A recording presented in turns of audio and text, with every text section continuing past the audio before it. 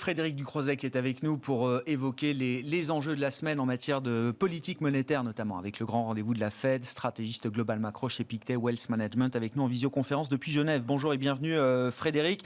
Je le disais en introduction, ça semble être quand même le premier grand test pour la Réserve fédérale américaine depuis qu'elle a mis en place sa nouvelle stratégie de ciblage de l'inflation en moyenne, puisque là, ça y est, on a des vrais chiffres d'inflation importants aux États-Unis, dans un contexte post-pandémique qui est toujours marqué par des bizarreries quand même sur le front des statistiques économiques, notamment les développements du marché du travail. Comment est-ce que la Fed peut répondre à ce test, effectivement, ce test des marchés également, peut-être, Frédéric, à l'occasion de sa réunion de comité de politique monétaire? Effectivement, pour une banque centrale, c'est a priori un test un peu compliqué. Quand on a une cible de 2% d'inflation, de voir 2 mois consécutifs cette inflation dépasser la cible, dépasser les attentes et atteindre aujourd'hui sur le chiffre total 5%, c'est pas rien, c'est un niveau symbolique. Et pourtant, je pense que la Fed est plutôt à l'aise et va probablement gérer cet exercice de manière assez tranquille, sans créer de vagues, dans la mesure où d'abord elle va être confortée par la réaction du marché lui-même la semaine dernière. C'est quand même là aussi assez extraordinaire, a priori, si on vous avait dit ça il y a quelques semaines, d'observer un chiffre d'inflation à 5%, au-delà des attentes, et de voir les taux longs baisser aux États-Unis sous les 1,5%. Donc la Fed va, à juste titre, je pense, considérer que le marché achète, entre guillemets, cette analyse qu'elle partage également d'une inflation transitoire, temporairement au-dessus de sa cible, et qui ne va pas rester de façon permanente à des niveaux trop élevés. La crédibilité de son engagement à elle, qui effectivement, vous l'avez dit, et il faut le marteler sans arrêt, a changé sa stratégie et son approche du ciblage d'inflation l'année dernière, elle aussi est validée. Donc, quelque part, vous arrivez cette semaine avec des chiffres d'inflation, de croissance qu'il faut commenter, réévaluer, intégrer dans le scénario, mais qui ne remettent certainement pas en cause, au contraire, je pense, la nouvelle approche de la Fed. Et puis on sait aussi ce qu'elle va mettre en avant. Finalement, la réaction de marché plutôt calme à cette accélération de l'inflation, je pense qu'elle date déjà des derniers chiffres sur l'emploi, où on a eu la plus grosse, cette fois, surprise à la baisse des créations d'emplois. La Fed est là aussi confortée dans son analyse du marché de l'emploi.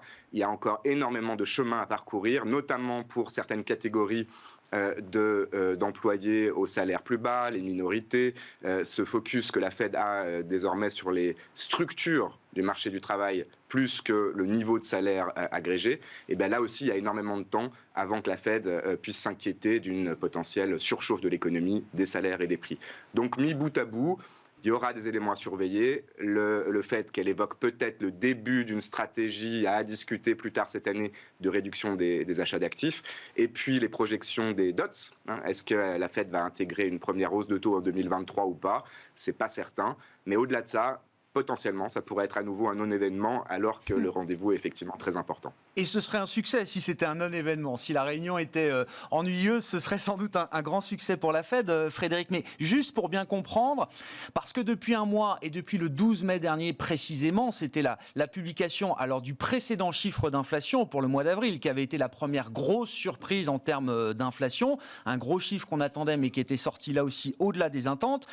Les taux baissent, mais guidés par le recul des anticipations d'inflation. Et c'est vrai que ces anticipations d'inflation, elles ont été spectaculairement ravivées depuis l'automne dernier par les vaccins, la politique de la Réserve fédérale américaine, les politiques budgétaires, bref, tout ce qu'on raconte jour après jour, semaine après semaine, mois après mois. Mais ce recul des anticipations d'inflation, vous n'y voyez pas, le signal d'une défiance peut-être dans le marché vis-à-vis de la détermination de la Fed, justement, à aller au bout de cette logique de surchauffe économique?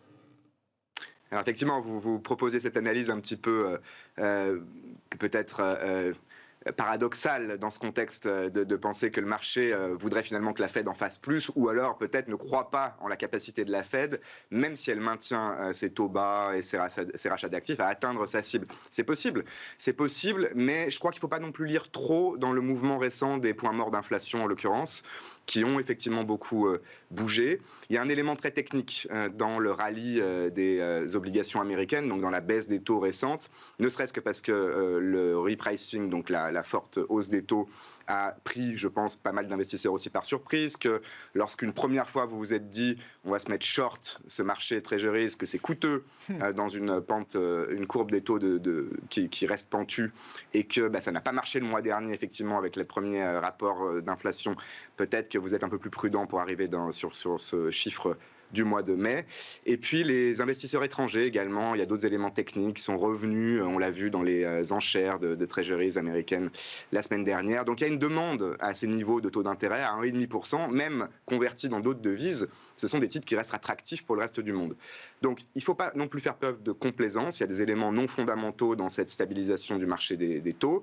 Tous ces facteurs de risque à moyen terme que vous avez évoqués, le stimulus, la nouvelle stratégie de la Fed, la réouverture bien sûr des économies au-delà des États-Unis aussi, ça c'est toujours complètement le scénario central en deuxième partie d'année. Et on est quand même dans une large mesure en terrain inconnu. On ne sait pas encore ce que ça va produire en termes réels dans l'économie, sur le marché du travail, pour les salaires et pour l'inflation. La Fed sera prudente.